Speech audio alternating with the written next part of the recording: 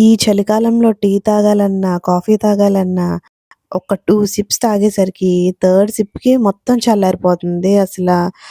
హాట్‌గా ఏది ఎంజాయ్ చేయలేకపోతున్నానని చెప్పి ఈ చాక్లేట్ మిల్క్ ట్రై చేశాను. చాలా బావుంది. సో, రెసిపీ మీకు షేర్ చేస్తాను. ఫస్ట్ టైమ్ నా వీడియో చూసేవాళ్ళు నా ఛానల్ సబ్స్క్రైబ్ చేసుకోండి.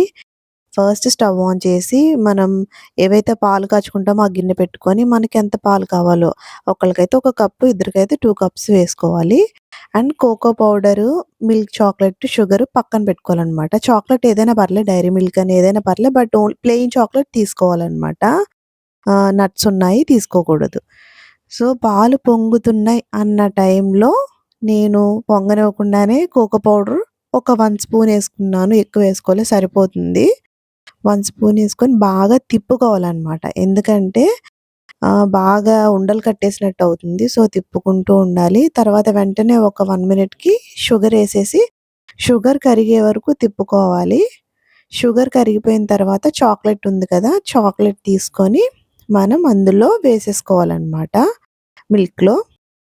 మీకు మిల్క్ బాగా థిక్‌గా కావాలనుకుంటే ఇంకొక చాక్లెట్ కూడా వేసుకోవచ్చు. నాకు మరీ థిక్‌గా అవసరం లేదు. కొంచెం థిక్‌నెస్ ఉంటే చాలు.